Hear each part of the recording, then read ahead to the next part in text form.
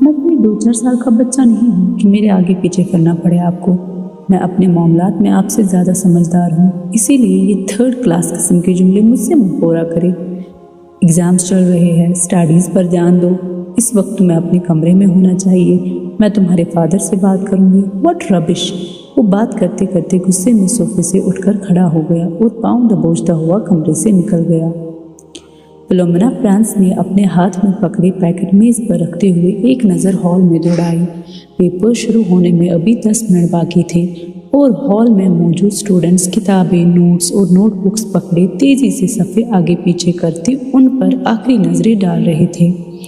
उनकी जिस्मानी हरकत से उनकी परेशानी और इज़्तिराब का इजहार हो रहा था।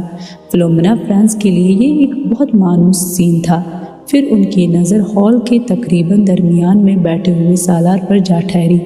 25 स्टूडेंट्स में उस वक्त वो वाहिद स्टूडेंट था जो इत्मीनान से अपनी कुर्सी पर टांग रखे बैठा था।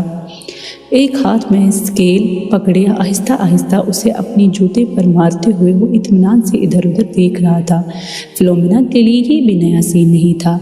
अपने 7 साला करियर में उन्होंने पेपर्स के दौरान सालार को इसी बेफिक्री और लापरवाही का मुजाहरा करते हुए पाया था। 9:10 पर उन्होंने सालार के पास गुजरते हुए उसे MCQ पर मबनी ऑब्जेक्टिव पेपर थमाया। 30 मिनट के बाद उसे वो पेपर उनसे ले लेना था। 9:10 पर उन्होंने सालार को अपनी कुर्सी से खड़ा होता देखा। उसके खड़े होते ही हॉल में उसके पीछे मौजूद तमाम स्टूडेंट्स ने सर उठाकर उसे देखा। वो पेपर हाथ में लिए फिलोमेना फ्रांस की तरफ जा रहा था। फिलोमेना फ्रांस के लिए ये भी नया सीन नहीं था। वो पहले भी यही कुछ देखती आई थी। 30 मिनट में हल किया जाने वाला पेपर वो 8 मिनट में हल करके उनके सर पर खड़ा था। उन्होंने एक हल्की सी मुस्कुराहट के साथ उसके हाथ से पेपर पकड़ लिया। तुम जानते हो सालार, मेरी ज़िंदगी की सबसे बड़ी ख्वाहिश क्या है?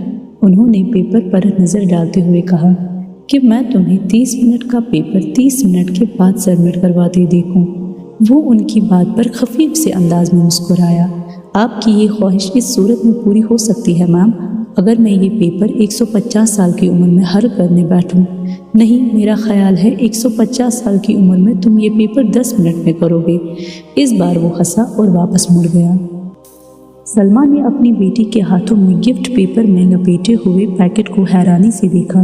ये क्या है मामा? तुम तो मार्केट गई थी, शायद कुछ किताबें लेनी थी तुम्हें। हाँ अम्मी, मुझे किताबें ही लेनी थी, मगर किसी को तोहफे में देने के लिए। किसको तोहफा देना है? वो लाहौर में मेरी एक दोस्त है, उसकी सालगिरह है, उसी के लिए ख़रीदी है। कुरियर सर्विस के ज़रिए भिजवा दूंगी।